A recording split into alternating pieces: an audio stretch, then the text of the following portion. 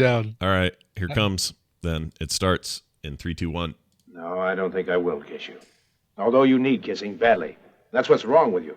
You should be kissed and often, and by someone who knows how. I can do that without the girl. The morning stream, the morning stream, the morning stream, the morning stream, the morning stream, the morning stream. This is the morning stream, and I feel fine. The morning stream, the morning stream, the morning stream, the morning stream.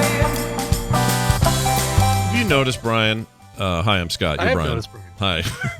Every morning, I look in the mirror and I notice Brian say, "Hey, who's that?" "Oh, it's me." Have you noticed that everything Fletcher says seems to these days have subcontext? I'm going to play the last part one more time. Okay. And I feel fine. It sounds like we're talking about a thing today, doesn't it? Yeah, totally. It's boy, you can't get away from it, right? We put everything now into the context of our health and our well-being and our distancing and Yeah, you can't not see it or hear it. In fact, Kim and I were just talking last night. We were watching, I don't know, something.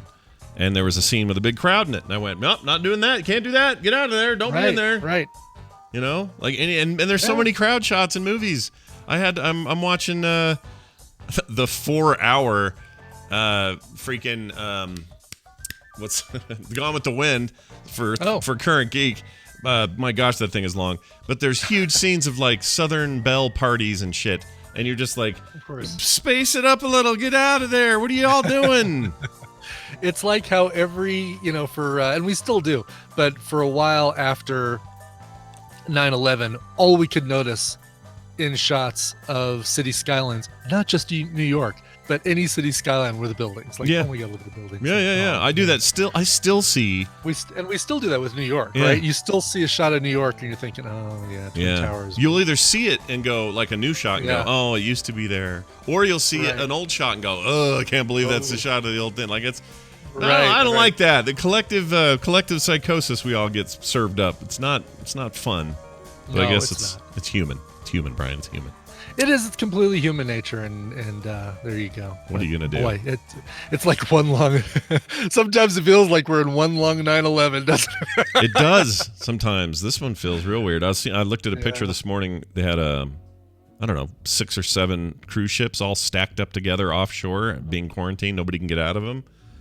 Like, I didn't know that was still a thing. There's cruise ships full of people that can't get out.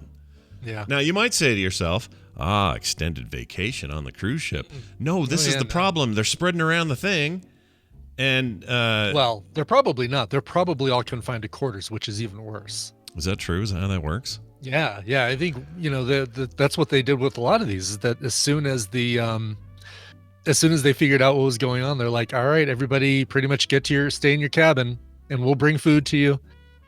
So that's what they do, deliver food to the deliver cabins. all the free porn phones that oh, right.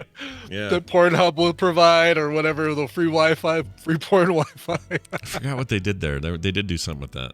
Those guys there was something where they gave them all phones and then they gave them all free Pornhub accounts or something. Hey, I passed a Pornhub test. Do you want to know what that was? Yes, I do. So I'm glad you brought this up, because this is, and I swear this is true. I swear my mother's, she's not okay. My dad's grave. Okay, my mom's still here. Oh, geez. Okay. Why do people swear on people's graves? By the way, sorry. Yeah, that's a really good point. What are they going to do? Like, die again if you're lying? Yeah, that's weird. Like, I swear, well, whatever. So you're lying. What's going to happen to that person's grave? Well, there's no like collateral there, right? You don't have No, it's not like I swear on the life of my children. Oh, okay. Woo, whatever you're saying, wherever you're about to say is 100% factual, because swearing on the lives of your children. But I swear on my parents' grave. Yeah, lives of your children means that if I tell you a lie, then my kids can die. Like, that's kind of what you're saying. Right, but with the grave, what do you say? Swearing on the grave, what's going to happen? Is it just respect, says Greg for Walkman? Okay. I mean, I know you're supposed to... I swear on my parents' respect would be a lot better than I swear on my parents' grave. Yeah. I don't know how I feel about that. But anyway, so back to the Pornhub test. Okay. All right, so there was this thing. I guess it's been ripping through TikTok like everything does, but I hadn't seen it or experienced it. But somebody... So what you're supposed to do is you're supposed to play the first part of a song to somebody, and I forget what it is. It doesn't matter, I think, actually. It's like 10 seconds of something. And then at the end of it, apparently, I guess Pornhub has some kind of intro song that they put on top of maybe their own videos, or they have their own... I don't know if it's like a splash page you go to. I don't know what it is. But there's like a theme song that Pornhub has.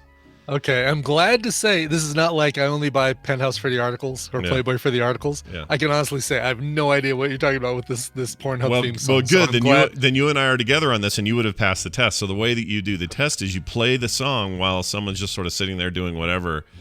And if it catches their attention and they look over and grin at you or whatever, you basically caught them being a Pornhub person because they know what this song is. Right. Okay. And they did it to me, and I had no idea what it is. I've never heard of it. Here it is. Blue Ridge John has the sound. Yeah, let's play it. I couldn't It's even probably tell. like, I'm playing porn here. Hey. All right, here it is. Like, I've never heard that in my life. Well, except for the other day when they did me the test. But I've never heard that before, so I think I passed, and I don't know what that means. Yeah, I guess I'd pass too, because I'm waiting for John Popper to come in with some harmonica on that business. Yeah, exactly. Oh, that's totally a John Popper joint, isn't it? That's total blues traveler. It's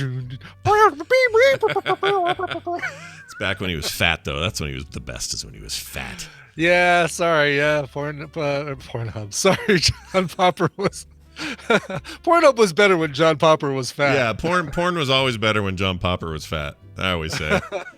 Porn traveler, that's right. So anyway, that was the thing. I don't know why I told you that story. What was I leading up to? Oh, that sucks for the people in those cruise ships, but also why are you on a cruise that would have started in the middle of this, right? Because some of these people just got docked. We're not talking about stuff that's months old. These are like... Yeah, I would think so, because cruises...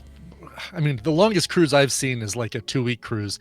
And even 2 weeks ago, we knew what was going on, and we would not have gotten on a cruise. No. I mean, 2 weeks ago, we were... I mean, it's hard to track time now, but 2 weeks ago, we were locked in, man. That was it. We were already locked in. The social distancing was already a thing 2 weeks ago. Yeah, in hardcore ways. Like, stuff was happening in a big way. So, anyway, we'll see. And then this morning, I've spent the last week fending off... Twitter people who were mad at me because I wore a mask. I wore one of the masks we have here at the house from when we did the flooring. So it's like a crappy little shop mask.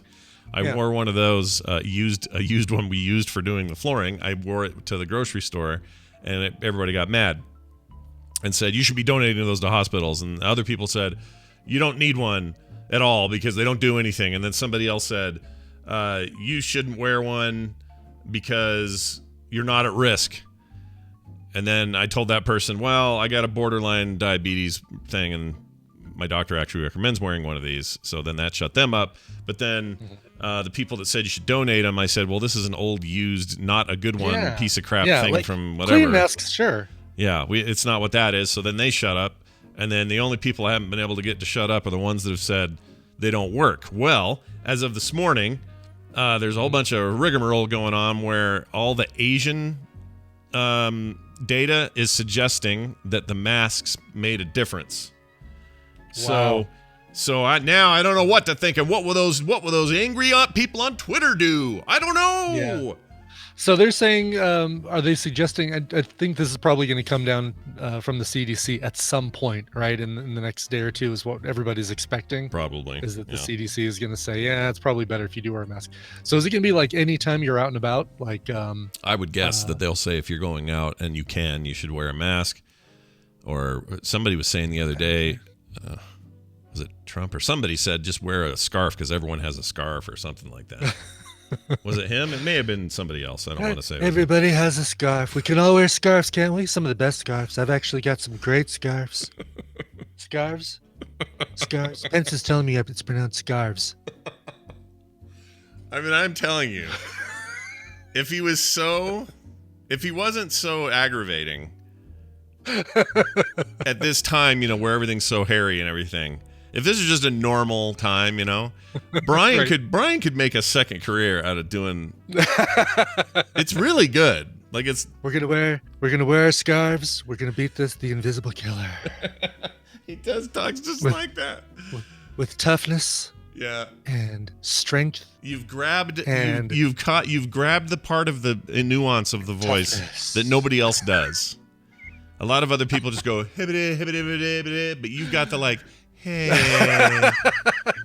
hey, Yeah. or whatever it is, and you do the Oh, accordion. yeah, You can the do accordion the of accordion. lies. I love the accordion of lies. That's Yeah. the best one. It's like he's an organ grinder. Like Pence should be a little monkey dancing around while he plays his little accordion, Ah, it's so funny. collecting change in a little tin cup. Well, All anyway. right, well, good. I have a mask. So Yeah, you have spider mask. I can now wear this mask. Spider-Man no more. I'm gonna leave this dangling out of a trash can. No, my Spider-Man mask. I'm gonna wear this around everywhere now and do whatever a spider can. I don't have any. This I was looking for a mask. I don't have one back here. Stephanie, this is completely CDC safe, correct? Oh yeah, I'm sure. I'm sure she Like went this, to whatever this will specs. prevent all airborne viruses and like this not to go on about this thing again, but the material this thing is made of is appropriately spectacular. Like it is a really good, Would you say it's amazing? I would say it's amazing, and it's also spectacular, and it's also That's another Spider-Man. it's also friendly and neighborhood safe. Okay, got them all then. Got them all. Got them all. Well done. Yes. Anyway, It's really good. It's I actually do have a mask that I could probably like. It's a Velcro. It's a mask that you can wear when it's cold, and I've worn it cycling before, and I think I'll actually wear it next time I go biking. I did another reservoir run. This is usually something that takes me a lot later into the season before I'm able to do these sure.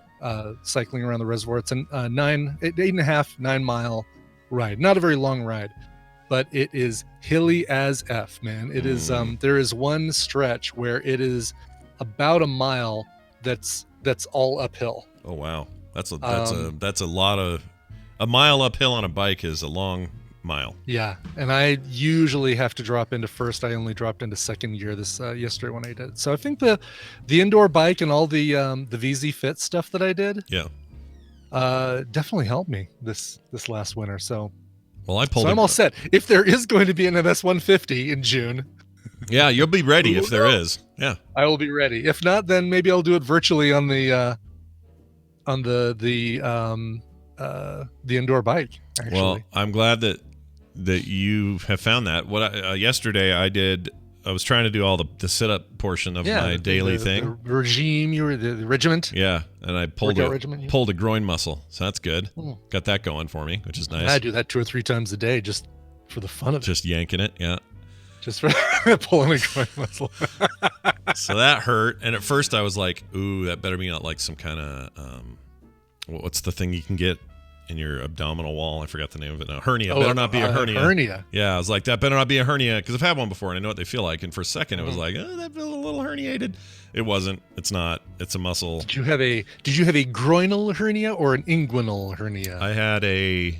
Okay, so when I was, this will blow your mind. When I was a year and maybe 2 months old, so little baby, basically Van's age, a little younger, I had a hernia operation when I was a kid. And sometimes this happens. Babies are born with like a weird, it's not formed right or whatever. And I forgot what the name of that hernia operation was, but it's kind of commonish. Anyway, happens to a lot of babies. So I was one of those babies. They fixed me up in 1970. I don't know what that looks like. It must have been ugly because I still have scars from it. Today is probably better, is my guess. I would hope so. Yeah, but then the one I had later in my 20s was from a basketball injury, and it was what's the kind where the muscle's starting to pop out? That's all hernias. What whereabouts was it? Low. Like, but not groin, but above the groin. Above but the below groin. Above the groin. But in the vicinity belly of button? Captain Friendly and his 2 pals. Gotcha. So the femoral, maybe, Yeah. or hiatal. Probably the hiatal. one I had was hiatal. hiatal. That's and it. was- Hiatal. That's it. That's the word. Yeah, that was. It was a good time. Really enjoyed it. Yeah, had that when I was 17, and that was fun. That was a lot of fun. It hurts like a mother scratcher. This thing I know is not it because I can cough without feeling like I'm going to die. So I'll just deal with it. But this is the problem when you kind of are, I wouldn't say sedentary, but the last few months, probably last 2 months, I've been, I don't know, kind of not keeping up. Wasn't going to the gym as often and stuff like that. So now I'm trying to go for it. Now it's like at a standstill. So now you got to figure out ways to do it. Yeah, now you got to do it. So I'm just going to keep going. It's so tough, right? I mean, you and I both work from home. It should not be a big deal for the two of us. It should be like business as usual. It shouldn't be. But there's something about being told that you can't leave the house that makes me actually want to leave the house even more. Yeah. Well, plus, we both get decently social on weekends and take our wives out and do fun stuff, and we can't do that anymore. In Kim's case, she's always running around, and she can't now, and it's driving her bananas. Although she just made me a lovely tea. Oh, a lovely tea. She delivered it by hand just now. That was that's nice. good. Yeah. There's a little. Is there cream in that tea? Looks like there's cream in that tea. There's a little bit of cream, but it's low fat something cream, because this is that chicory stuff, and if you don't put something in there, you're just like it's like eating bark water. Yes. Yeah. just the drippings off a tree is what you're drinking. Anyway. Tree drippings. Oh, don't do this. So last night I couldn't sleep. Had a bad night. Don't know why. Just couldn't sleep. Probably because of all this stuff, just whatever. Yeah. And also, I'm not entirely used to the new regular heated house. Like, there was something about the... That's funny, because you were only without heat for 2 weeks. Yeah, about 2 weeks. But the trick is, when it's really cold, beds are amazing, and I sleep better when it's cold. Yeah. So... when the room is more regular room temperature, even though we drop it a little bit at night, it's still just too hot. Anyway, just couldn't sleep very well. So at about, 2:30 in the morning, I'm itching my leg. And as I'm doing it, I realize, the whole bed's I'm kind of moving the whole bed while I'm itching my leg.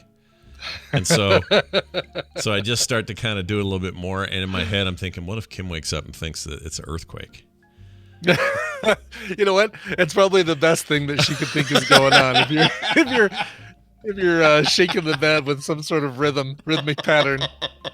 I hadn't considered that until you just said it, but all right. Go back to sleep, hon. It's an earthquake. Yeah, it's a good point. Go back. It's nothing, honey. Everything's fine. It's a 1.2 on the Richter scale. Anyway, so she kind of works up. She wakes up, and I feel her kind of grab the bed. And then I immediately felt bad and said, "Go to sleep. It's just me scratching my leg." But for a hot minute there, I was tricking her. Nice. So you did your own little April Fool's joke. Yeah, she says she doesn't remember now talking to me, but I remember. No. Usually those middle of the night conversations, By the way, and we haven't even brought up the fact that it is April Fool's Day. No April Fool's shenanigans going on here. Nope. Just me and you. We're the only April Fools here. You and I. That's it. Exactly. Have you seen anything? I haven't seen anything online yet, so I assume people are holding back. The only thing I've seen is that Netflix renamed their YouTube account Netflix is a Joke. Oh, wow. And I think they're doing they've been promoting a lot of their comedy stuff. So interesting. But it's not even like Netflix has jokey fake shows, right? Right. Nothing yet on Blizzard, but that might be. Well, I have it on some authority. Blizzard is definitely happening, so. Yeah, but I think that stuff comes later. They don't do it first thing in the morning. They do it later. But our governor, our funny governor, sent out a tweet this morning saying, due to overwhelming internet traffic, all Coloradoans will now be limited to 5 minutes of Netflix streaming per day.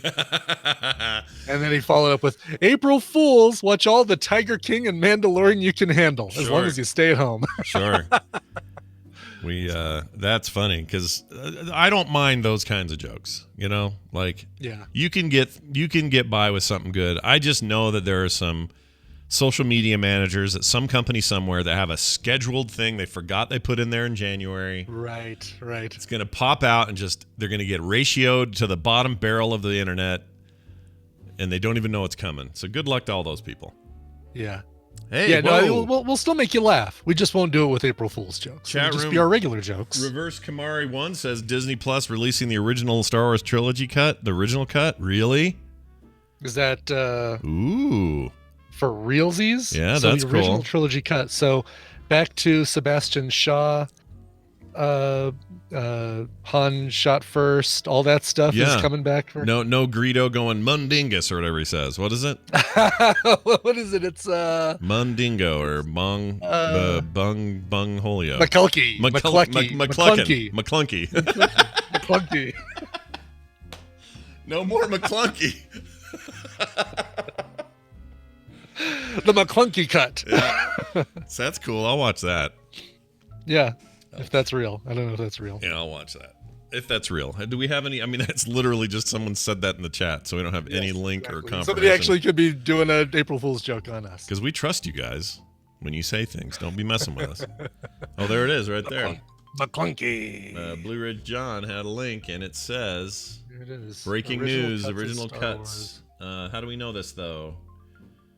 Who says? Okay, stars. These cuts included the statement. Oh, here it is from Disney CEO Bob Chapek. He's the new guy, because they got rid of the not got rid of, but the other dude moved on to some other stuff. Iger, Bob Iger. You know what? Bob Iger's going to be remembered as quite the dude, because it's under his reign that all this happened. All of it. Star Wars acquisition, MCU, right? Marvel, all of it. Like every big thing. The Pixar Iger stuff. King. Well done. The Iger King. Nicely done. That should be a title, Hammond JC. It should. Or J Hammond C, sorry. How are you, Hammond? You still getting aftershocks? You all right out there? I haven't checked in. I mean, he's local. I should probably just text him, but are you okay, buddy? I talked to him yesterday. We did a recorded soundography yesterday. Yeah, everything fine. I forgot to post the show. I forgot to post soundography. I got to do that today or tomorrow. See, Wednesdays, they're the worst. Wednesdays. Yeah. It's what did we talk about? Oh yeah, Fallout Boy. Oh right, I knew you were doing that. Yeah, we'd never. I knew 4 songs by Fallout Boy, and this was a great chance to discover all their music and how I should totally not be confusing them with Panic at the Disco. All right, well you shouldn't, because Panic at the Disco. You know what I don't like about Panic at the Disco is people just call them Panic. I don't like that. Yeah. That's the short. So if you're a Panic at the Disco fan, you go, "Oh, are you going to see Panic this weekend?" What? Okay. I don't like it. People.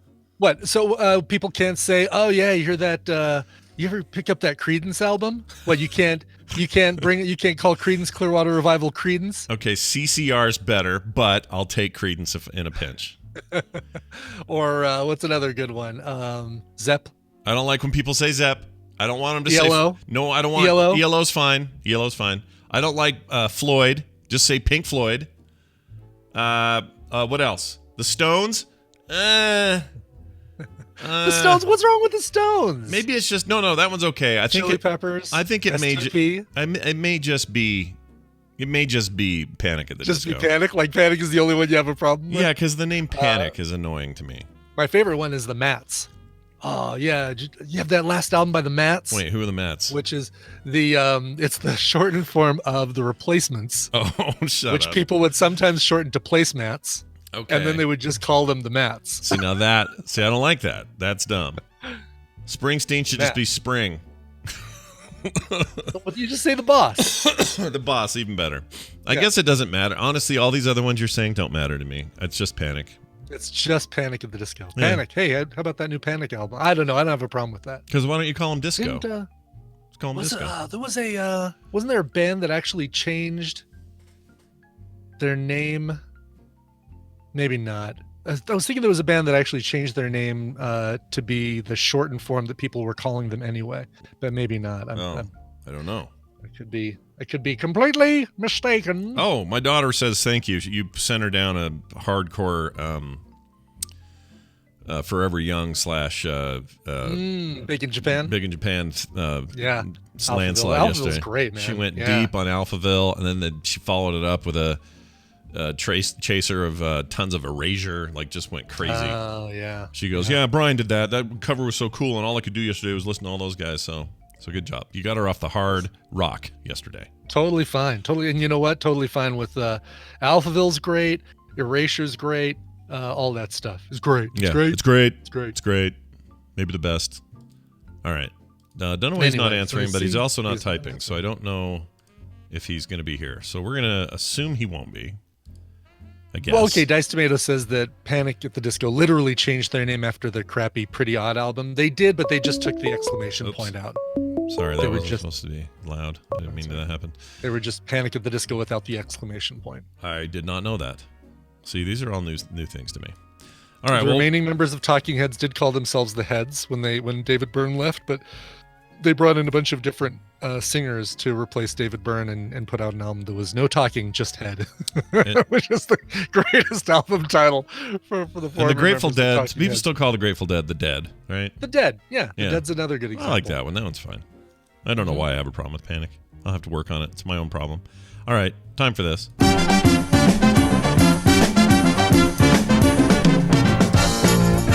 Ladies and gentlemen, it's time for a little Babble Royale. Brian Dunaway is MIA. We believe he's in an important meeting where he works, and it doesn't matter. We're going to go on ahead and do it, and we're going to improvise a little bit. We also have a listener already on the call. Hi, who's this? Hi, this is Jeffrey Dorson, Liquid Smoke 2517 in the chat room. Liquid Smoke 2517. Can you tell me why 2517? Is that a year you're looking forward to, or what is that about? I kind of stole it from Pulp Fiction. Oh, all right. Hey, it's there for the taking, man. You take what you want from Pulp Fiction, I always say. 17. Oh, hold on. I'm trying to remember what was 2517 in Pulp Fiction. I don't know. Ezekiel 2517. Oh. Yeah, that's right. And I will rain down with furious anger. Furious anger. Exactly. Mother effer. All right. Well, that's awesome. Make me want to watch Pulp Fiction again. All right. Hey, let's get to it here. Man, why did that just sidetrack me? There's something about Pulp Fiction. Oh, the Tiger King episode reminded me of the quarter pounder and cheese conversation in the car. Right. Yeah. Yes. The back of the car shot. Yeah. Yes. With the voice actor for Samurai Jack being notoriously murdered. That's right. Say what one more time? Yeah. I dare you. All right, we're going to dive right in and tell you what you could win and how this is going to work. A little different today without Dunaway, but nonetheless, we'll go for it. Brian, you want to explain? Yes, sir. So, Liquid Smoke, I'm going to give you and Scott a topic. The two of you are going to go back and forth giving me answers for that topic. If one of you gives a wrong answer, repeated answer, or you take too long to come up with an answer, the win automatically goes to the other player. Your job is to beat Scott. Durr. But here's the deal. Because you called in, because Brian Dunaway's not here, you've already won. You already get these prizes. Jeez. You're just playing for posterity's sake. You're just playing for the fun of it. Wow. No pressure. Yeah. No consequences. None of that stuff. So you've got that. Which is a good thing because this one actually could be a pretty tough one. This one comes to us from Matt Sims. Oh, you want to know what you won? I'll tell you what you won. Right. You won, all right. Courtesy of Wesley, you've won a copy of Book of Demons. Oh, that's a good game. That's a really good game. Cool. Imagine this. Imagine a Diablo-style game, but everything in it's like little paper guys. It's hard to explain. Oh, really? It's rad, dude. You're gonna love sounds that. really cool. Yeah. And if that wasn't enough, awesome. the Mega Man Legacy Collection. Oh, because geez. once you've won the gaming prizes for 5 years, you become a legacy game. Yeah, and like a legacy the Mega Man podcaster. Legacy Collection. Yeah, very good, Brian. I like Legacy that. Podcast. Yeah. Exactly. All right. All right. This quiz comes to us from Matt Sims, who is from Scott's area. SLC, the old SLC. Yeah. Sorry, you want me to pronounce it Salt Lake City, Scott? No, you can say SLC. We're cool with that here. Yeah, just don't call it Panic, or don't call it Salt or Lake. Lake. Yeah, he lives out in Lake. Yeah, I'm out in the lake. City. So this one comes to us from Matt Sims. There are 62 national parks in the United States. Okay, 62 of them. I want to know how many you can name. Oh. And Jeff, I will let you decide if you go first or if Scott if you want to make Scott go first, you can totally do that, or you can go first. I'm going to be real with you. I'm going to go first because I probably only know one or two. It's all right. We prefer real, so let's do it. That sounds exactly. good. All right. Go what for you got? it. So I'm going to get the obvious one off the board, Yellowstone National Park. Oh, very nice. Yellowstone. Good old Wyoming, Yellowstone, Old Faithful, all that stuff. Devil's Tower, I think, right? Is in there? Yes. Or Or no, is that that's in Yosemite, which I would now say Yosemite National Park. Yosemite's in California, and Devil's Tower is definitely not in Yosemite. I thought Yosemite was in Washington. No? El Capitan is in Yosemite, but Oh, that's what I'm thinking of. That's what I'm thinking of. But also, isn't it in Washington? I thought Yosemite is in Washington. Is it in California? Yosemite is in California. Oh, of course it is, because freaking Apple used it for their dumb Mac OS thing. Of course it is. I forgot about that. All right. Anyway, so that shows you how much I'm going to do on this thing. So Yellowstone, Yosemite, both out of the way. Back over to you, Liquid Smoke. Would the Grand Canyon be considered a national park? Grand Canyon would be considered national park. It's in Arizona, of course, as we all know, and it is one of our U.S. national parks. Yep, very good. Let's go with one in my own backyard, Zion's National Park. Yeah, but you pronounce it Zion. There's no S at the end because there's only one Zion, Scott. Well, we say Zion, but yeah. Zion is you're doing the Brian's got the Morpheus pronunciation of Zion. We like to say Zion, but it's fine. We also have Zion. Okay, but yeah, not Zion. There's no S. Yeah, there's no apostrophe S. You're right. But you'll give it to me, right? You'll allow that one. I'll allow that one. Listen, I learned everything that I needed to know from Morpheus. So. I mean, blue pill, red pill. What else is there to know? Yeah. I can't remember which one I'm supposed to take. That's right. Back to you, Liquid Smoke. Do you have another guess? And that's where I'm going to tap out. I don't have another one, to be honest. It's all right. I think you did better than Dunaway might have. So let me take a crack at a couple of these. Sure. Okay, there's you more. Have 4 more in Utah, by the way. Yeah, there's more here. So let's do. Hold on. What's wrong with me? Monument National Park? Is that a thing? Nope. Not Monument? In Utah? In the Utah? In the Utah. At the Clip Club? Hold on. Why can't I think of it? Not Monument. No. Oh my gosh. This is bad. Oh, oh, geez. Why can't I think of these?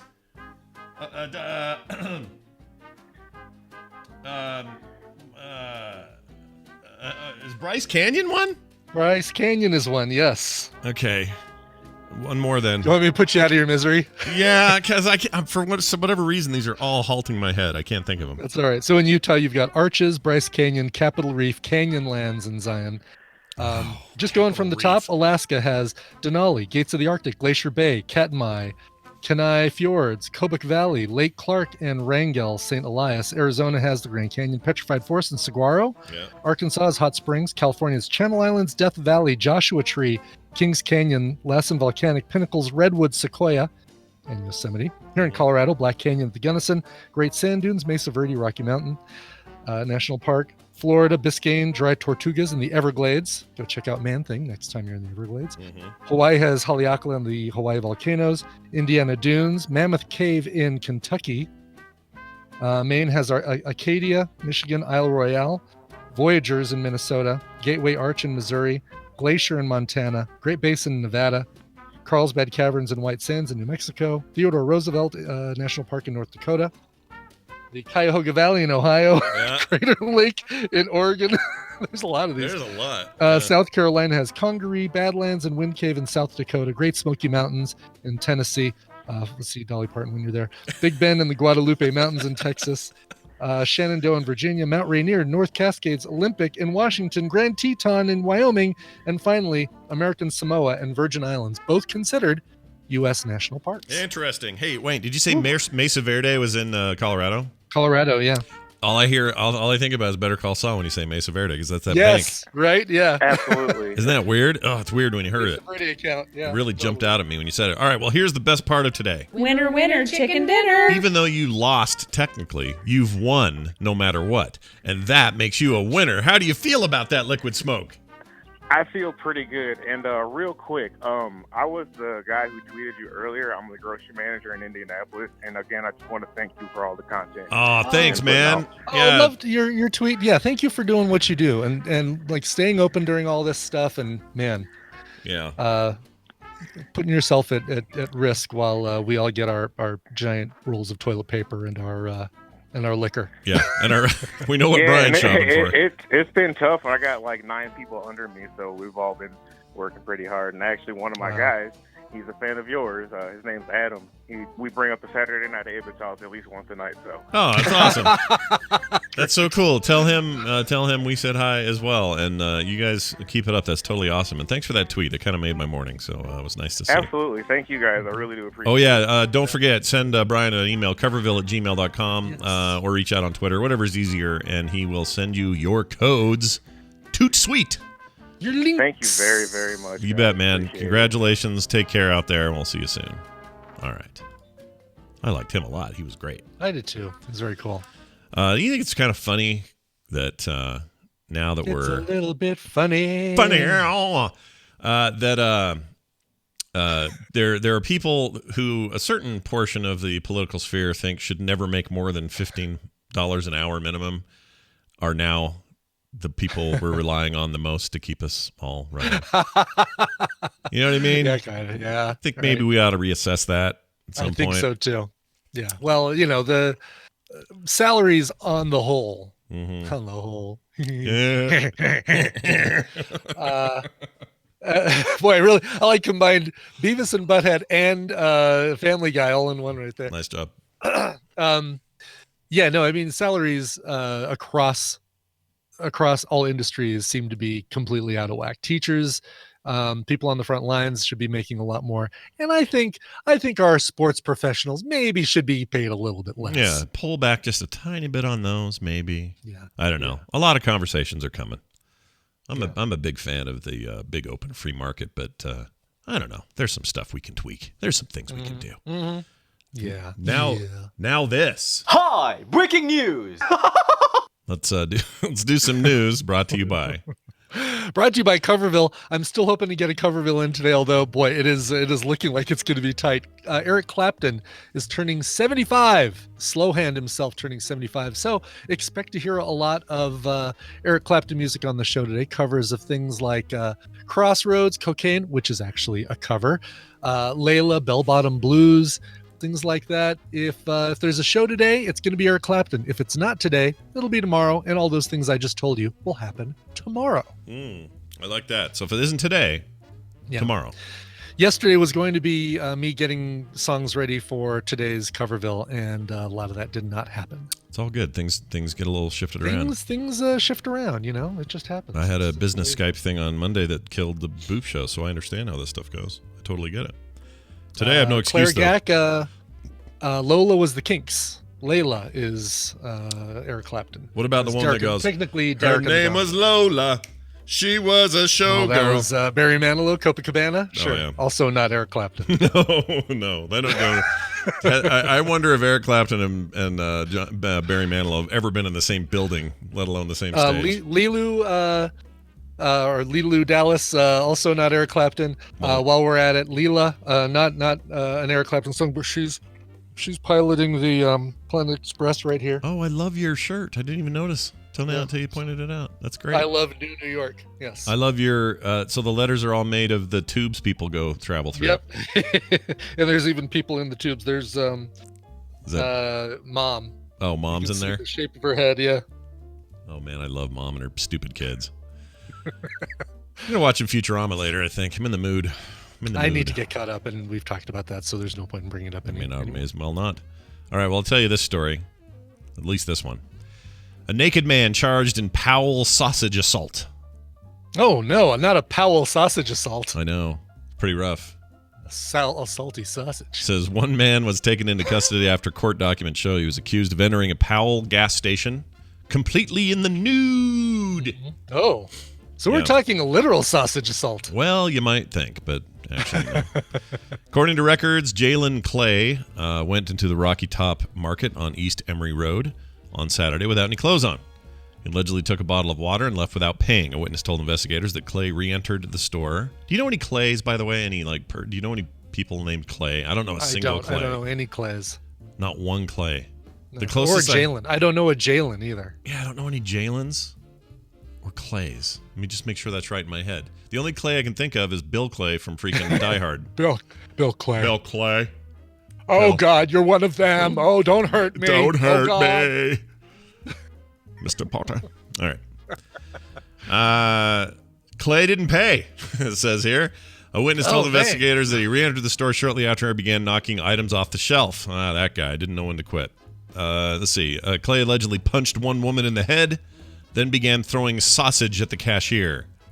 Again, not his own wiener, just a sausage. That would be unfortunate. He'd only get one throw, and that would be a painful one for him too. Yeah, Live, the band Live, my favorite album is Throwing Sausage. Such a great album. Such a great debut. Oh man, it just you can I play guess it. It wasn't their first album. It was by far their best, though. It's so by good. far their best album, Throwing Sausage. Yes. Like it's not even close. That album is so good. Everything else they did just paled. It's just so good. Yeah. Like you listen to that right now. It's Throwing Copper for those who are really right. confused. In case you're Mental wondering. Jeweler was their first album with Painless on the Riverside. That's right. Yeah. That's how the song begins. Yeah, you're totally right. Arrest records show Clay was stunned by officers repeatedly before he was able to take him into custody. He faces charges of assault. So they stun gunned him a bunch of times, and he finally went down. He must have been on some drugs. I think so. A little bit of meth. Some if there's one thing we know about Jalen Clay. Yep. The dude does a lot of meth, and he was thirsty. Yeah, of course he's gonna leave without paying. He has no pockets. Yeah. Duh. Where's he gonna put it? In his hanus? In his prison purse? His prison purse. I haven't heard that in a while. I always like that term. I did too. What'd you bring the metal file in with there, Bill? In my prison purse. Anybody want any chewing gum? Got some in my prison purse. I'm a man who can get you some things, Andy Dufresne. I gotta watch that while it's on Netflix. You may want to wash that rock hammer off before you use it, Andy. Yeah, I wouldn't use that rock hammer right away. That poster of Raquel Welch has seen some. Rolled it into a tight tube and inserted it into my anus. Came out dirty on the other side. All right. Walked like a penguin protecting an egg. The male protects the egg through the wintertime. All right, where the hell was I? Oh, okay. Final story. Final story before our song. An astrophysicist gets magnets stuck way up his nose while inventing a coronavirus device. This is no good. The Australian astrophysicist has been... Why is he trying to invent this? Anyway, he's admitted to a hospital after getting 4 magnets stuck up his nose in an attempt to invent a device that stops people from touching their face during the outbreak.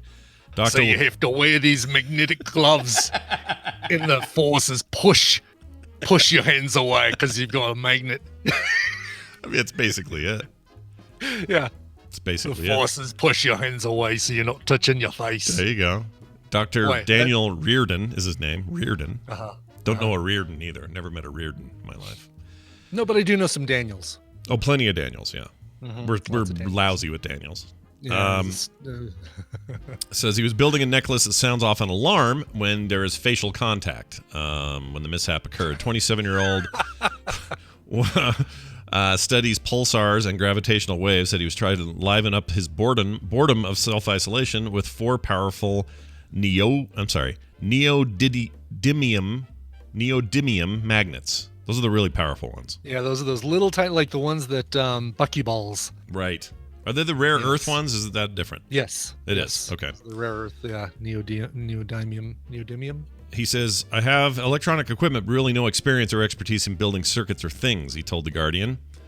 I had a part that detects magnetic fields, thought maybe that would do it. In a bit of boredom of isolation, it made me think that. However, he realized the electronic party had done the opposite.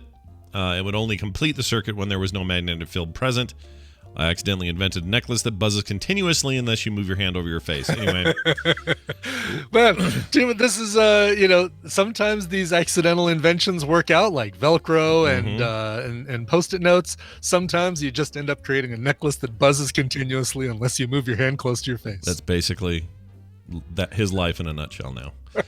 All right, we're going to take a break. When we come back, Tom Merritt will be here, and we'll talk some tech. After that, Nicole with Recommendals. Brian's got quite the slate today for Recommendals. I do. So really come back for lay that. It on you. And I could have probably done 5 Recommendals of things that I've seen lately. I saw something I loved. I can't wait. Oh, I'm excited. I hope it's the newest thing that I see promos for at the top of my Netflix. Curious about that. You might, because you probably get a feel for what I might jam on. I'll bet it's the thing you're saying. Yeah. Well, we'll talk about it. Is it elevator piercer?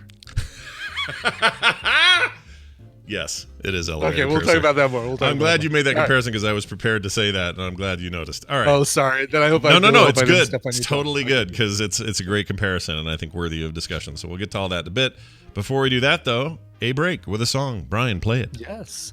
We're going up to Ontario, Canada. Ontario, which takes up, I think, about 3/4 of the country of Canada.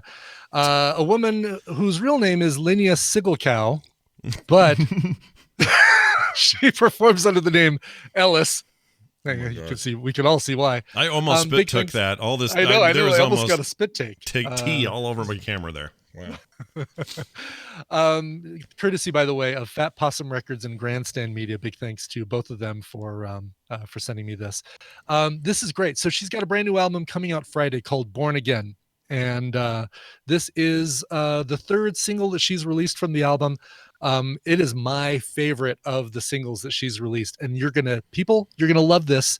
It's very Mazzy Star, very dream poppy, very electronic with female vocals, which is kind of one of my jams. Here is the song Saturn Return. All right, we'll be right back. Stay tuned. Oops, you're playing the wrong song. Oops, let's move that over. All right. Did I type the wrong thing at the top? No, okay. It's totally my bad. All right, here we go.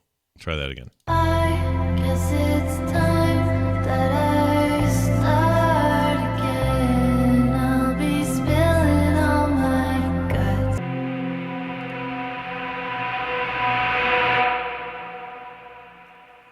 Allow me to offer you a place to freshen up and a cup of our finest butter tea. Dungeon Fighter.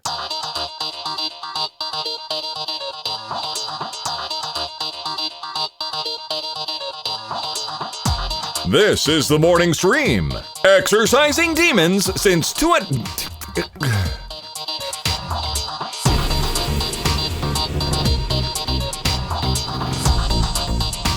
right, we're back, everybody. That was cool and and ethereal, you know.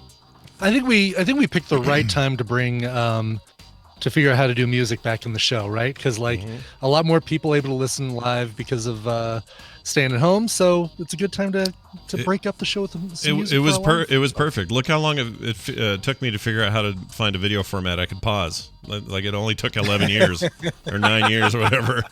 Right. Amazing. Yeah. Amazing. I just assumed you could never do it. It just wasn't an option with streaming software as currently constituted, but I was wrong. All right. Tom Merritt will now join us, is the theory.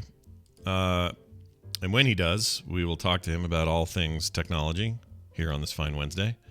I'm going to play this first, though. With the computer, as with any tool, the concept and direction must come from the man. That man who is celebrating, once again, the Cardinals in his T-shirt is Tom Merritt. Hi, Tom Merritt. Sorry. Minimized suddenly. I just saw that shirt and went, oh, my gosh, what a cool shirt you have on.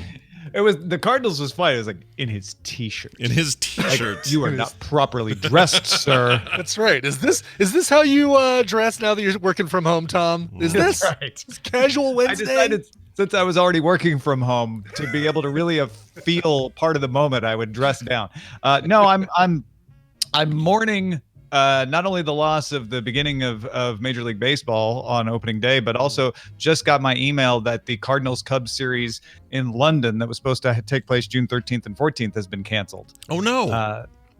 I'll be honest, not surprised at all. Yeah. Was a little worried that if they didn't cancel it, like, do I want to get on a plane in mid-June to go to this? Like, will I even be able to? So this does simplify things. But, man, I was really looking forward to that. So very... very sad. I put on the Cardinals shirt. Did you does any of this stuff make you nervous about the birthday? I'm sure it does a little bit about your big birthday plans and stuff you got going. Are you nervous about that? I mean, not nervous, more like, gosh, that would be amazing if I can actually still do that. I really want it too. I want that to happen. I still think there's a 47% chance. Okay. All right, those are decent. That's a decent percentage chance. Yeah. I think the best case scenario for LA anyway is that we're starting to come out of this by June 1st. That's the best case scenario. Now, worst case scenario would put it closer to my birthday, which is the end of June, and other regions are behind in how this is operating, so I don't expect things to be back to normal by June. Right. But we'll see. Right. All right. Well, we look to you for the logical conclusions, and that's a logical conclusion. Unfortunately, there aren't a lot of facts in entirely unanticipated. I'm really good with this is really not that different than the past. Don't overreact. This is totally different from the past. So I don't know. React however you want, I guess. All bets are off, like they say. Yeah. Well, I'll tell you what. We're not taking any more bets. Okay. Ding, ding, ding. Bets are off. All right. Well, here's the deal. There's still technology news, regardless of how locked down everybody might be. Indeed, in fact, there is. Technology even matters even more in times like this. So, Tom, what's going on today? Well, someone on the Twitters, Brian, was saying I should bring up this whole Niantic thing that we talked about on DTNS yesterday. The makers of Ingress and Pokemon Go have acquired an augmented reality firm called 6D.ai. This is a really smart name, by the way. You don't like that name? They're real smart at augmented reality. Maybe not so great at naming. I don't know. They came out of Oxford University's Active Vision Lab using computer vision to solve augmented reality issues. And I was positing on DTNS yesterday that the combination of really high quality augmented reality tech and talent combined with the maps that Niantic has through Ingress and Pokemon Go could position them to be the killer app for augmented reality if we ever get the hardware to take advantage of it. Yeah. How much of this, how much of what they, I mean, I don't know what they're buying. What are they actually buying? Have they detailed that out? They're buying the company. Sure. But what does that company make and do out that is special? It makes the ability to create augmented reality in real time. So, these amazing, it figures out these 3D meshes of things. Right. Okay. So if you give it the map data, it can put pretty much, I'm probably overstating it, but can almost put anything anywhere. Right? Okay. It's the one that can really have the dragon flying around. It can let you leave notes to people in real world places, but only visible through augmented reality stuff. Like here's awesome. If this image comes through, I'll put it in our Discord. I also put it in the chat. But on the fly, it figured out this whole table, like this booth at a restaurant, instantly. So you could have Pokemon that spawn on top of a table in a room, or in a box that it sees on the floor, or I like that Brian's thinking immediately of how. Well, yeah, it's Niantic. I mean, no, I know. It's a natural place to go. It's a natural place to go. I see this and go, oh, instant mapping of environments. That is a giant leap forward for AR, like a huge leap forward. So now, you answered my question. I was like, well, what are they doing that's so special? I had to be, Mr. Skeptical here, but after seeing that, if that's a real-time mesh mapping of that space, that's crazy. That's so cool. Yeah. So instead of Pokemon Go being called AR when it's not really AR, it could really be AR, kind of the best AR possibly. Yeah, I'm so this could have implications obviously for headsets, but also for phones and devices like that. Yeah, for sure. Yeah, that's exciting. That's very cool. Are you? I don't know. Are you ready for our future where our glasses tell us that everything's real and it's all fake? Is that okay? Do we want to do that? You know what I want to do? How about this? How about a hologram of Tom, a Skype call from Tom, let's say, can just sit in here on one of my on that desk over there, because there's a thing I could map in real time. Why not his holographic image of Tom sitting right there and talking to me? That feels pretty close now that I see this. Actually, if we use some computer vision to kind of re-simulate me, and then use augmented reality to sit me in your studio, and then use another story we had yesterday was some early work being done by some scientists to interpret the speech center of the brain so that you can change, you can have someone think about saying something and turn it into text. Wow. I think suddenly you don't need me. Yeah, we don't need you anymore, Tom. You're obsolete. I could just be laying in bed. You don't need me here, I mean to say. I could just be laying in bed. I don't have to get on my camera or anything. I just have my little headset popped on top of me, and I just think things to you. I'm into it. Also, that helps ensure that your party on the 27th or whatever happens, no matter what, because we'll at least have that version. Because everybody will be here. Yeah. We can all show up there via AR. Yeah, that seems like a good idea. No, this is very cool. I like this kind of stuff. Obviously, you covered it a bunch yesterday on the show, so maybe not so much today, but I like innovations like this, and I also like to hear that, I don't know, a company who's super invested in what you look at on your phone in an augmented reality sort of way and has a whole lot of money as a result, Niantic could maybe do something with this. It'd be exciting. Does it ever happen to you when you see the word Niantic or hear it said a few times that the Pixies song Big Love pops into your head? No. But now will. But now will every time. Gigantic, yeah. They might be Niants. Niantic, Yeah. a big game. Yeah, there you go. Nailed it. I guess. I don't know.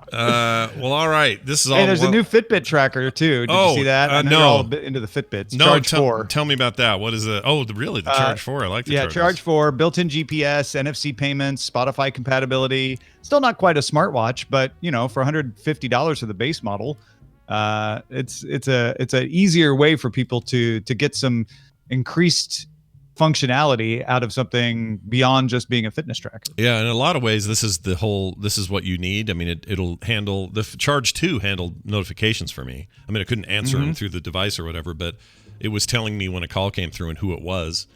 Communicates with your phone in that regard, and so I've always been kind of on the fence about what I do next, and I don't necessarily see myself going another Apple Watch.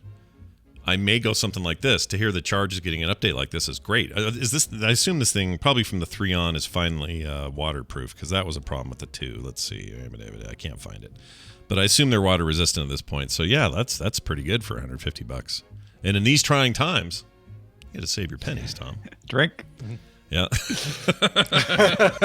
Is that the new drinking game when somebody That says was actually these an old trying drinking times? game on Buzz Out Loud. That every time Molly or I said in these trying times, people type drink in the chat room. Well, when I was working for a company in 2008 and the housing crisis happened, without any irony, people all around me at this company were saying, "In this economy," or "Because of this economy," or "Not in this economy." That whole that. Yeah, that line. people misuse that all the time. In times when the economy is not that bad. Guess what? Now's the time. You can safely use that. Yeah, you can say want. "In this economy" actually has some meaning today. So good luck to you. Yeah. Hear about Agent 57? No, tell me more. Who's that? It's DeepMind, the AI system, can now play all 57 Atari games. Oh, geez. There are only 57 Atari games? Well, from Atari itself, I think. All right, so this doesn't count. This doesn't count like Activision or a bunch of other. Question. Yeah. That still surprised me that there were only 57 Atari games. Like Atari games. Yeah, Atari games. I got Atari games like a Mario. But it has to learn them one at a time. It can't learn well, and that makes sense in machine learning. In other words, you have to train it on each game. You can't train it on playing Atari games and then suddenly it can play all 57, which we can as humans. We know how to play any game. Right? I can play all 57 of those games like that. Like Heinz. Agent 57 was 57 varieties of Atari. He was always that. He was also that Saint Bernard in that Danger Mouse cartoon. Do you guys remember that? Heinz? No, Danger Mouse. He was called Agent 57 was the name of the dog, and he had he was one of those dogs that had the barrel and he'd go save you. Like a Saint Bernard? Yeah, like literally a Saint Bernard. And I guess let's see. He had gained the ability to alter his molecular structure to transform into any appearance. This ability went temporarily out of control, causing an involuntary change shape whenever he sneezed. He originally appeared. Let's see. Yeah, he became a dog. Danger. He's from the Danger Agency, and his name was Agent 57. Just this little side note for you, since we're talking about that. You might call it a distraction. All right. Hey, Tom. Oh, okay. I find out the 57 games are the games available in the Atari learning environment. Oh. So these were a subset. I'm even less interested. Yeah. The arcade learning environment is a suite of 57 Atari 2600 games proposed as a benchmark set of tasks. So adventure's probably not in there, right? It's going to be basic programming and combat. Right, yeah. You know what? This number surprises me. I found out what the total number of Atari 2600 games were. Only 526 total games. That includes those 57. That's less than I would have thought. I don't know why I would have thought there was more. Maybe because modern consoles just end up in the thousands for a run, so it just seems weird now. But back then, yeah, under 600. Anyway, more great content and coverage like this on the Daily Tech News Show today at 2:30 Mountain Time. If you come early, you get a little bonus stuff too, and I can't wait because I'm on this. So that'll be today. over there. DailyTechNewsShow.com for details. Tom, anything else going on? Your book's out. Tell us about that. Yeah. Trigger, TRIGOR, tomsnewbook.com. You can buy the audiobook and Kindle book immediately. Obviously, things being what they are, shipping of the print book is kind of far out. It's apparently not an essential item. But yeah, if you liked Pilot X, this is more of Pilot X and his time ship Verity flying around. If you haven't read Pilot X, of course, you can go read Pilot X, but you could also start with Trigger. Because the way I've told this story, they can be interchanged. You can decide to read them in any order.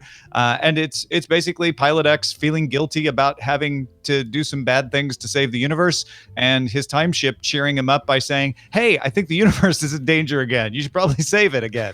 And so he goes off on adventures. There's a lot of looking for cherry pie and coffee. And ways to save the universe. It's called Trigger at tomsnewbook.com. Go check it out. Tom Merritt, everybody. Ace Detect on Twitter. Tom, we'll see you in a few hours. See you then. Bye. Bye-bye. I have to remove him from the call. Okay. Bye-bye, bird. Do you want to see a cursed image? A cursed image? Yeah. Will I die in 7 days after seeing this image? You will not die, but you will be sufficiently horrified by what I'm about to show you. Oh God! Oh, I don't know if I want to see this. Not in a kind of. Is it worse than the feeling of seeing that guy with the 2 fake legs in Tiger King and hearing about his zipline accident that caused him to lose the? It's not worse than that. No.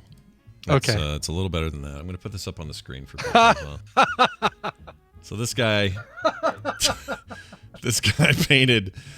painted Tom Nook on his chest, and as you can see, the nose is the nipple. Nose is the nipple. It's pretty awesome. And I just thought I'd share that with the fine people. That's impressive to be able to paint on yourself in a mirror like that. Oh, yeah. Body painters, like these people that do that stuff on streams and just look in a mirror. Mm-hmm. I don't know how they're doing it. It's like an art. It's an art form that is also an incredible skill set. Like, I just don't know how you do that. It's crazy to me. Anyway. One of my former coworkers at when I was at the newspaper sales software, found there was a photo that was circulating around the internet of a woman who had topless, had a dog painted on her breast, and I think the dog's nose might have been like the nipple of the breast. Of the breast, yeah. And he blew it up really big and made it his background wallpaper. Yeah. Because basically anybody who hadn't seen that image would just think it's a painting of a dog. Yeah. And he just left it, and nobody. Those of us who knew what it was were like, that's funny. Mm-hmm. But those who didn't is like, it's a nice painting of a dog as your wallpaper. Is it this lady? I think I found her. I'll bet you're gonna find it. Let me see. Hold on. Is this her? Is this your card? Is that the lady? Yes, that's exactly it. That's exactly the one. I've seen that before myself. Yes. Oh, that's hilarious. I'm glad it was that one and not this one. Why did you find another one that's worse? Really glad it's not that one. Oh, geez. Yeah. Those dogs are long in the face. Dachshund. It's like an entire dog. This is great because you've got to pull Nicole in on this call where we've got pictures of it'll be perfect. Doggy boobs. Yeah, she'll love this. I guess that all stays, right? If we call her right now. It all stays unless you delete it before we call her. All right. Well, we're going to give that a shot. And why isn't she? Oh, there she is. It wouldn't spell Nicole. My dogs are barking. Yeah, those two are definitely barking. Right. We're going to call Nicole. We're going to do recommendals, and it's going to be exciting. So let's play this.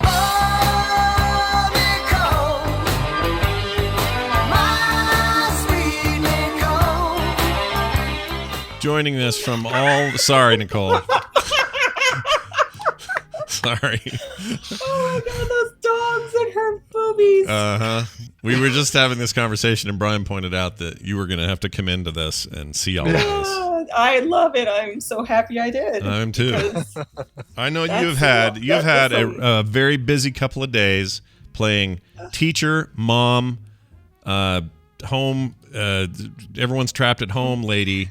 Mask maker. Yeah, I was up to 1 a.m. last night making masks. Bread maker. Mask maker, make me a mask. Yeah, by the way, tell Mark you're the new breadwinner. I like that a lot. Oh anyway. yeah, I do want to completely off topic, but I'm going to come down there. I think Tino and I want to just pop down there and grab some sourdough starter, and we'll run another jar up to the Moors. That sounds great. I have lots. It's amazing how much it makes. Yeah, just do. Well, it multiplies like tribbles. Do like we do. You leave it at the doorstep, ring the bell, run to the car, and then when you come out, Nicole, you just flip Brian off furiously. Just flip him off. Perfect. We're going to do the same thing so that everybody in the neighborhood looks out their window and sees Nicole and me flipping each other off. Yeah. I would like you to put this on some camera so that we have it memorialized forever, please. Ding dong ditch sourdough starter. Well, anyway, it's good to see you, of course, and it'll be fun here to chat about the recommendal picks of the week, where we take stuff from streaming services that we've enjoyed and talk about them on the show. Brian, you always begin, so why not now? What do you got? Yeah, and I've got two of them today. Count them two, because whatever reason, I don't know why, but we've been watching binging a lot of shows lately. Weird. Oh, I wonder why. Can't figure out why. Weird. All right. You want me to start with the one and then go to the second? Let's start with one, and then one setup. This first one is a series, and it's a fun series that I think we could all use right now. All right, here we go. Did you have grandparents, John? In a sense. I mean, both of my parents had two parents, so yeah. Oh. And then there was this guy, Paul. John? Who's Paul? Well, Cordelia, sometimes elderly people go steady. They do? Yeah. Funny, when I was a kid, I used to sing a song about Paul. Grandma's got a boyfriend.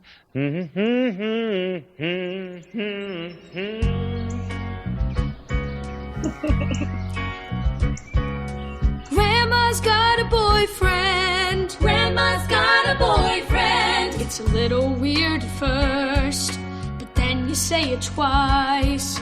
Grandma's got a boyfriend, and I think he's pretty nice. Grandma's got a boyfriend, and her boyfriend's name is Paul. So is that Mulvaney? John Mulaney. That is John Mulaney. So you played the show first as opposed to the series, or the one-off. Yeah. That is John Mulaney, and it's a new thing on Netflix called John Mulaney and the Sack Lunch Bunch. And Tina and I thought this was hilarious. This is like the best comparison I can put with it is Free to Be You and Me. If you guys remember watching that over and over in school, the Marlo Thomas thing with do you realize people where our bodies were changing, and that's clearly what he's playing off of, is that stuff, right? That he's absolutely playing the nostalgia card of the Free to Be You and Me. Yeah. And I don't know what that is. You never saw Free to Be You and Me? Oh my God. I remember it. Yeah. I don't know if that was a regional thing or whatever, but it was this movie that teachers would show us when they had nothing else to do, no lesson or whatever. And it was like a series of cartoons and songs and skits. I think Jonathan Winters was in it. God, it was all the people, who were popular at the time, and Free to Be You and Me. And it was educational. This is kind of a jokey parody of that, with John Mulaney and a bunch of kids singing about stuff like, grandma's got a boyfriend. And but doesn't it sort of still work? There's like this is what I've heard, and you tell me if this is wrong. I've heard that it still has a kind of a sincere note to it. In other words, it's funny to talk about grandma's boyfriend named Paul. We as adults crack up because we get the underlying humor. But it actually is a thing kids have to deal with. Like, so it still sort of works in a weird way. It's still, and that's exactly right with this one. There is a lot of humor. So, it's John Mulaney. So it's that John Mulaney style of comedy, which I find absolutely hilarious. But it's also, it's got kids talking about, what they're really afraid of. And while some kids are like, I'm afraid of home invasions. Another kid it's like, clowns scare the crap out of me. But it's all genuine and sincere and really funny. So that's John Mulaney and the Sack Lunch Bunch. Yeah, I'm very interested in watching that. I just keep forgetting it's there. They haven't been promoting it hugely. No, we stumbled on it. I was looking for something else and saw it and found out that it was relatively new and said, "Oh, well, let's watch a minute or two of this." And we ended up watching the whole thing. That's right. Rosie Greer had a whole section about it's all right to cry. Like, you're not a baby if you cry at something. Rosie Greer, wow. Rosie Greer, big football player, I think. Yeah, I haven't heard that name in ages. Yeah. All right, here's your second one. I'll just play it. Any setup for this one? This one's a series. Okay, this is a series. All right, here we go. Oh my God, what are they going to say about this? Oof. Their little girl comes to the city and then within a year is pregnant, and not even with a man she intends on staying with. Who cares what your parents say? Or the way they did things? There's a clinic 4 blocks away. I could... Sure. No one is going to judge you. Do what you wish. But don't do it because you're scared. You must own your actions in life. I can't do this on my own. The village brings up a child. And New York is a very great village. Now get some good sleep. You have made such a big thing out of protecting me from all these bad men, and now it's like you're encouraging me to live life alone.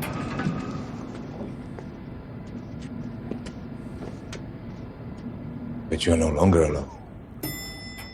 Nicole, did you catch a fish while we were... Were you chopping trees or catching a fish? I heard fish. I heard a woo, or maybe she caught a bug. I'm just catching butterflies. Sorry, I don't have much time to play Animal Crossing, so... Don't worry about it. The chat room was blaming me, so don't worry about it. Mine's upstairs because... It's beautiful. The trees are all pink now. Oh yeah, they're doing the in April. It's all cherry blossom month or whatever. I knew that was gonna be coming up. That's hilarious. Yeah, I'm excited. Actually, I haven't fired it up yet today, but I can't wait to get it. I found a fossil. I caught 2 butterflies. That's great. I'm feeling very accomplished right now. Wonderful. Well, then Brian, I'll leave it to you to tell us what that was then, because yes, absolutely. I have no idea. So what you just heard was Kristen Milotti, who is the mother on How I Met Your Mother, the one that they revealed at the very end of the series. She was part of a brand new series, or she is in an episode of a brand new series on Amazon called Modern Love. This is an anthology series, a bunch of 30-minute episodes that all focus on a different pair of people in New York City and different stages of love. First meeting, married and maybe having some issues, the love between a woman who you heard and her doorman. It's really, really good series. Modern Love, it's like great. You can grab that if you need to, Nicole. I'm sorry. I gotta find the mute button. On your kid or on the show? Mute the child. There's a great episode with Anne Hathaway. There's Sophia Boutella, who was the mummy in the recent Tom Cruise Mummy. Oh, I love her. I love her. She is great. Yeah, she was in that Star Trek Beyond with the black and white makeup on her face. I have Tina a weird Fey and crush John on her. Slattery play a married couple. Yeah. What is this? What is the show? I'm sorry. It's called Modern Love. Modern Love. Modern Love. Amazon Prime, right? Amazon Prime, and it's a really, really sweet show. It's funny. Drenched Wildfire says Modern Love is so depressing. Every single episode is a downer. I disagree. I think only one of the 10 episodes ends on a sad note. Like the other ones are really happy, like really, really cool, happy endings on them. Catherine Keener and Andy Garcia, Ed Sheeran, really, really good cast on this. And each one's 30 minutes and uplifting and fun and great acting and just a really, really sweet anthology series. I'm in. I like it. I like that cast. Yeah. Everybody you talked about there sounds good. And everybody in it is great. And this is one absolutely to watch with Kim. Nicole, you should watch with Mark. And there's no nudity or anything, so even the kids could be around while you're watching it and you don't have to worry about it. Oh, I mean, yay. Yay, no nudity. All right, that's awesome. It's based on a series of letters that the New York Times got from different people describing stories of love, and they basically dramatized each of those stories with big name actors. Oh, okay, that's interesting. Yeah, Julia Garner, who plays Ruth on Ozark and is just amazing as Ruth in Ozark, is in an episode. Oh wow, yeah, And she is great. So Ozark season 3 just came out early, I guess. Yes. I need to see that because Gina and I have one episode left, and it is. Is it good? It is a doozy of a season. Really? Oh my God. Okay. Yeah. Because it's basically Breaking Bad, Minnesota, or kind of ish. It's just such a mess that Yeah, people's it really lives. is. I need to see it. It totally is. Yeah. All right. Sorry. So I have to ask both of you: have either of you watched Jimmy Fallon's late night shows that he's been doing? Not at his the house? ones since the quarantine, since the not Oh quarantine, but my since the God, lockdown. I identified with it so much because he's trying to do a show from his house and he has his kids involved. And the looks on his face, like. Oh, that's right, because his family is his in-studio audience, right? Yes. Well, and he has his girls like helping, and he's doing the skit where he's like, "Thank you, blah blah blah," and his daughter is like going to town on the soundboard, and he's like, he's so you can tell just the look on his face, like. I'll have to check those out. I like That's that those guys are all great. doing that stuff. The Jim Halpert one is pretty great. What's his name? I haven't seen Yeah, that I've been one meaning yet. to check that one out. The Yeah. Good News. The Good News, Yeah. the sign behind him, the TNG or whatever the shortening is, his daughter made the sign, so it's super cute up there. And he had Michael Scott on the other day, or Steve Carell rather. Steve Carell. Yeah, which is super cool to see. Is it SGN? Yeah, SGN. Some Good News. That's what it is. Some good news. Right. It's just a fun, great thing, and I think it's awesome he did it. It's really good. I thought I was going to be annoyed by it because I'm annoyed by a lot of celebrities trying to be funny from a webcam. It kind of annoys me just a little bit. It's like, all right, you guys in your ivory towers having a real good time here, but something real genuine about that. I liked it a lot. I make a point to watch John Oliver's every week, Mm-hmm. and I'm strangely, oddly comforted by him, and him just going, "What the hell? Yeah. What in the world?" And he had some really funny skits on the latest show, which made me like laugh out loud. He doesn't have it's just him now in his apartment doing the show. Yeah. And it's really well done. I highly recommend it. Yeah. Hey, there's Mark. Oh, hi, Mark. Hey, Mark. Oh, hi, Mark. We're supposed to say that when we say him. Oh, hi, Mark. Oh, hi. I did not hit her. I did not hit her. I did not. Oh, hi, Mark. Anyway. Oh yeah, and so if you do watch the latest Last Week Tonight with John Oliver, he's looking for a piece of art. Okay. And it's crazy. So give it a watch. All right. You might have $1,000 in your closet. Ooh. All right. I'm into it. All right. Here's my all right. clip. Oh, wait. My turn. I got to go first. Remember? Oh, you gotta go first. Never mind. Brian did too. That's why it Sorry. threw you off. Animal Crossing That's distracted all right. me. Keep working on your island. Oh, where all should I good. put this Chase Lounge? Oh, new carpeting. Yeah. Ooh.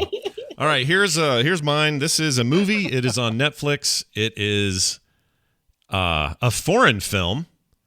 What? Yeah, which I don't normally gravitate toward just because I'm a lame American who likes English, but it is dubbed, or you can do subtitles and all that other stuff. But and I will say the dubbing's very good. It feels like legitimately done. Feels like the people who are doing the voices are actually there. It's very good. But it is new on Netflix, and I loved this. So I'll play you a clip.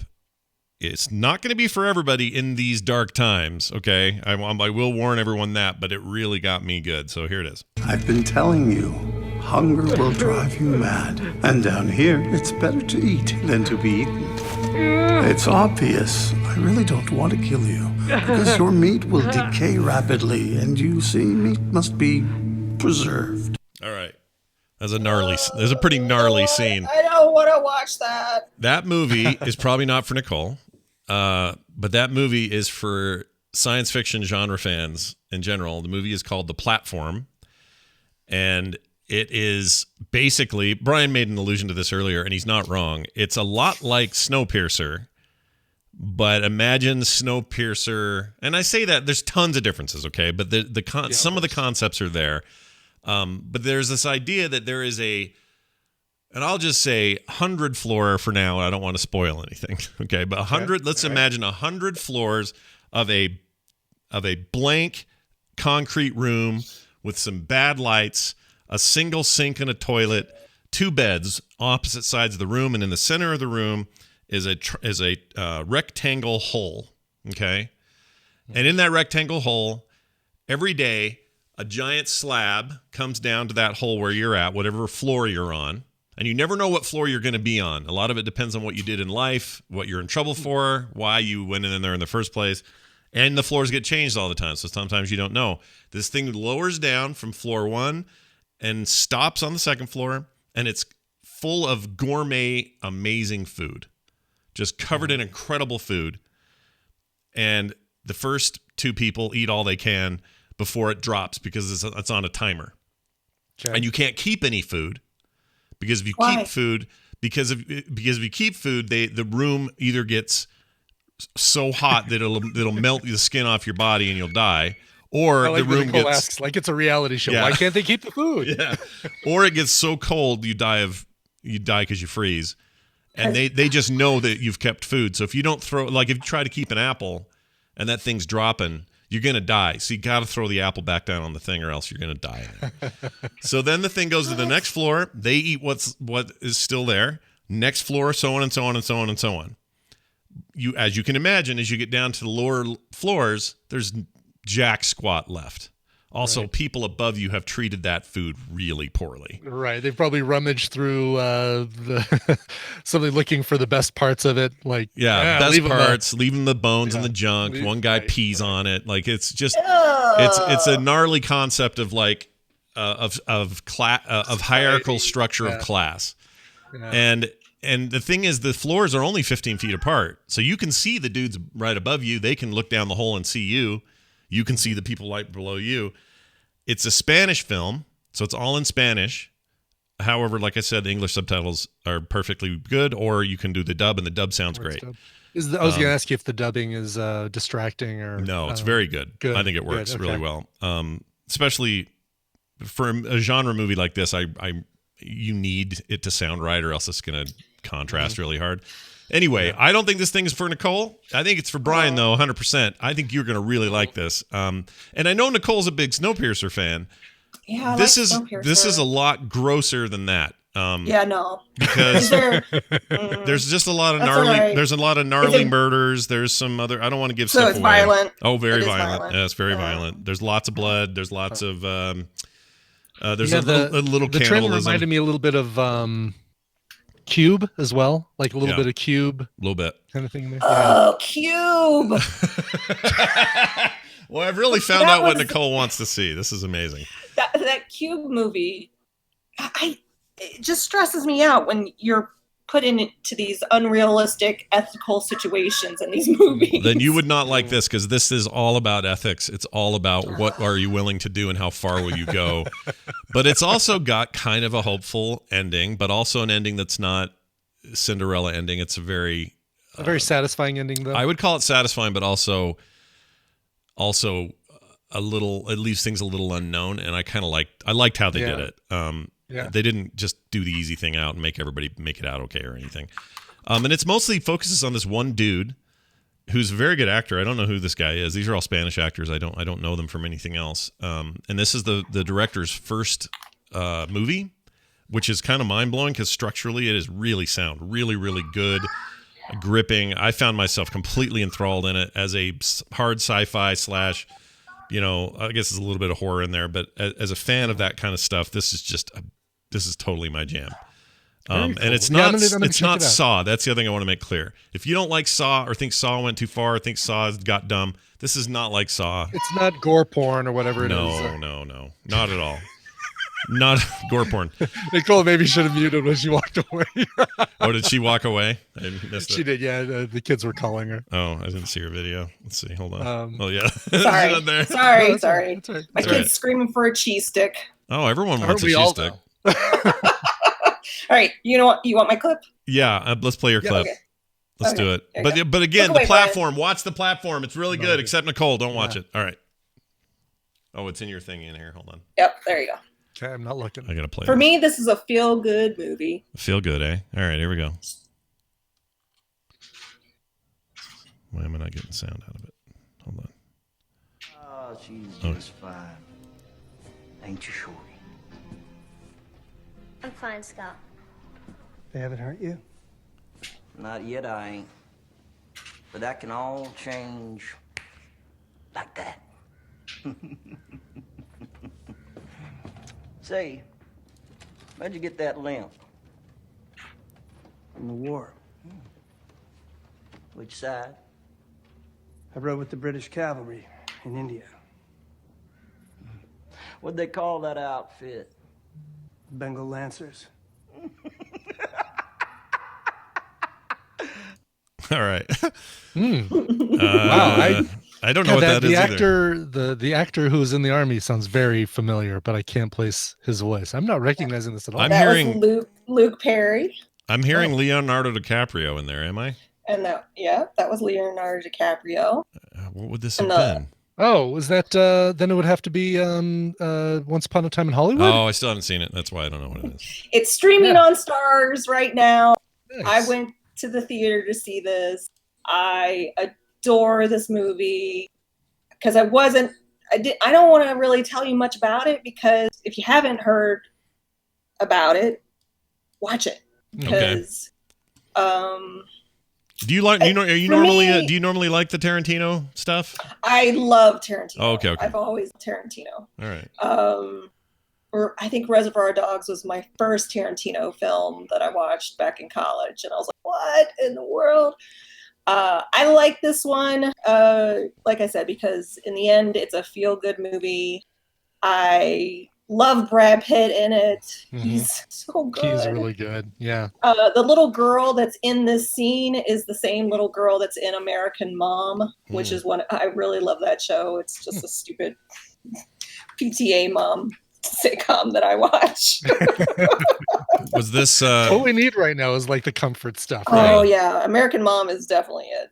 what was this? Was this Luke Perry's last? This would have been his last movie. Yeah, it was. That bums me out. And the idea is that it's all. Sorry, it's my kids. No, You're gonna it's get all good. all of the Nicole. All good. We'll take the whole thing. There was a little bit of controversy around this film because of the depiction of Bruce Lee. It follows a period of time when the Manson murders happened, and you may already. It was funny because Mark didn't know anything about the Manson family murders. So well, he was after watching this, he still doesn't. Well, no, it was fun. It was interesting because he was like, "What?" And I knew all about them. I had heard about them early on. So I kind of already had a preconceived notion of what was going down in the movie. And yeah, it's just, I just highly recommend it. It's a good film. It's interesting to see how Hollywood was at that time. And from what I understand, Tarantino really tried to depict that time frame of that era. And I went back and looked at certain scenes, like where the Manson family was staying and what was the deal with that scene. And I dove into the whole thing even more after watching it. And I did enjoy just learning more about that time. I love that actor who plays Manson.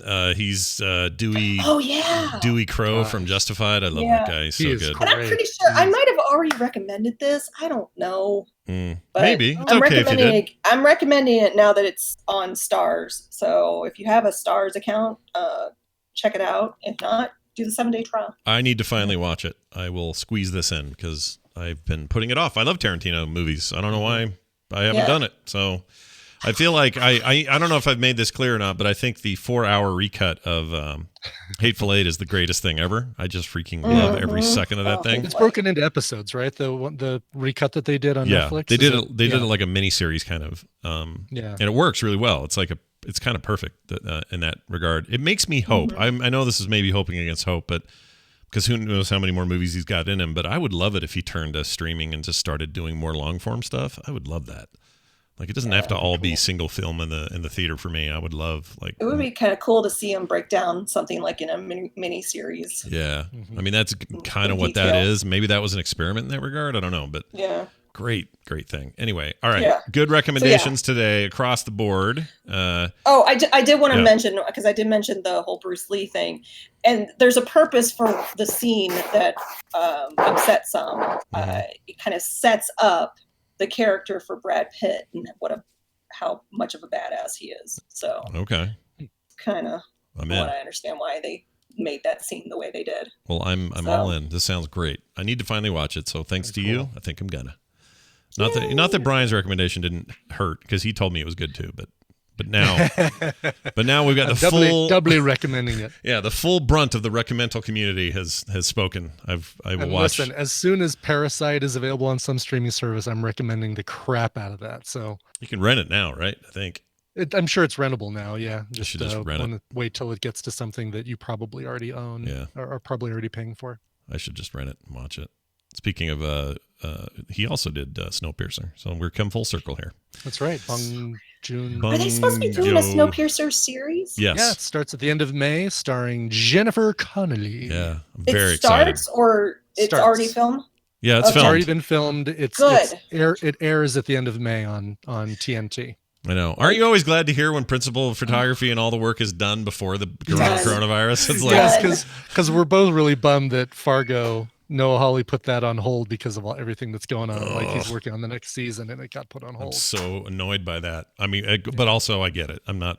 Yeah, makes sense. Yes, exactly. I'm not pretending that it's it is a needed thing. That's but it's so unfair and unnecessary for him to postpone Fargo. There you go. Oh, Witcher season 2 got shut down.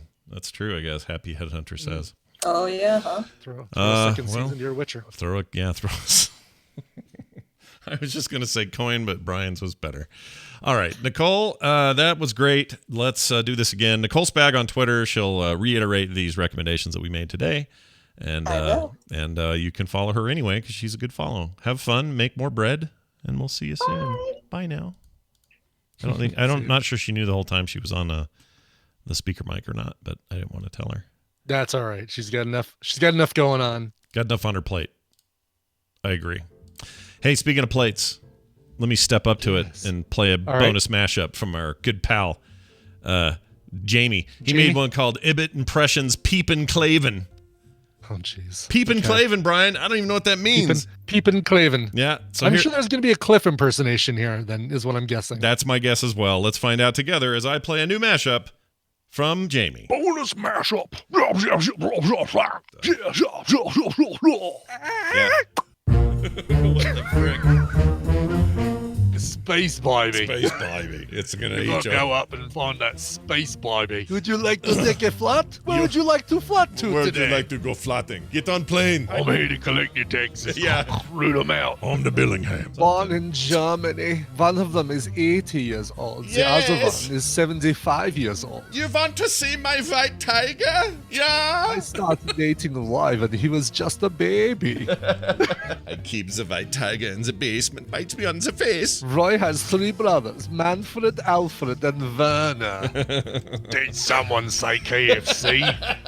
Sorry, I was adjusting my breasts in the reflective glass of your window. Anakin, guard the door. I'm going to try and retrieve the pill. I'm not sure I can retrieve the pill. Put the pepper down, Anakin. I'm going to... Oh, I lost my heroin suppository. I'm going to swim in here. The younglings, Anakin. Use the force. And Number 1, time for you to go out and do number 2. Guinan, by the way, really, there were 5 lights. Sometimes I'm at the gym, and sometimes I'm at home, but wherever I am, I'm coming. Yeah, I like my stogies. I get the feeling like I'm coming. And I'm Bruce Rooney. Did you ever notice when you get to the bottom of the Vegemite bottle, there's always that little bit of Vegemite you just can't get out? Crikey. That's crap. Well, now we're going to do a thing where you take your pants off and you go through this room, and then we're going to have somebody stick a scope up your anus and make sure that you're not hiding a gun up there. And if Vince Gilligan was my TSA agent, I would gladly welcome it. That's the weirdest excuse. Every time about the time that I sat outside the Spagnolo's window and just stare and stuff. Wait a minute. I need to know more about this mail carrier and why she would stare at you through a window. That doesn't seem good, does it? You're going to need a signature. Need a signature. Boy, that last voice. I don't know what that last bit was. Something with a signature. That was something. I think it was the mail carrier that was waiting outside their window for a signature. Right. What I love about that Yeah. is that it sounds like I do nothing but interrupt you with a new impersonation. I think it's mostly the way it's edited. And it is totally the way it's edited, but it just sounds like you'll start talking like, "Hey, did I ever tell you about the time?" Yeah, I think it's just, when the time strikes, and then that's the part he uses. So that's the way that works. Oh, that's too good. All right. Thank you, Jamie. As always, TMS Mashups on Twitter. If you want to follow him and tell him how awesome he is, that would be cool. We are at patreon.com/TMS, and therein we take your support. It can be very little, even $1 a month will keep us running and going during this time of weirdness. So big thanks to everybody who's over there doing that. There are higher levels with rad stuff you can get if you can make that happen. We really, really appreciate it. You can find everything else at frogpants.com/TMS. I think we're done. Okay. Hey, Brian, I want to do something weird and unusual that we've never done before. I'd like you to play a song at the end of the show, if you don't mind. Oh, my God. I'm so unprepared. Okay, I found one. Oh, this will be good because I'll play some Animal Crossing while the song's going on. And Nice. I like it.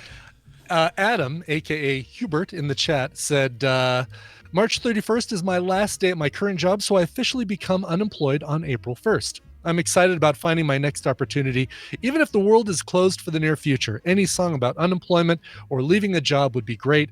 Brian's choice. Love the show, though. P.S. Do dogs have brains? Because I seriously wanted to know. Do I have that here handy? Nope, but you'll hear this.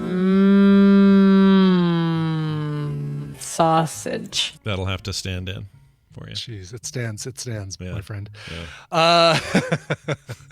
So any song about unemployment or leaving a job or staying home. Oh, how about a song about staying home? This is a cover of a song by Jellyfish, one of my favorite bands from the 90s. Only put out 2 albums, but I've followed the careers of all of the guys in the band as they've left to do other things. Jason Faulkner, one of my favorite guitarists of all time, is originally from Jellyfish. Mm-hmm. So I love them because of that. Yeah. On their first album, they had this song called I Wanna Stay Home, covered here by DC Cardwell from their Sensory Lullabies tribute to Jellyfish, which came out in 2007. Here is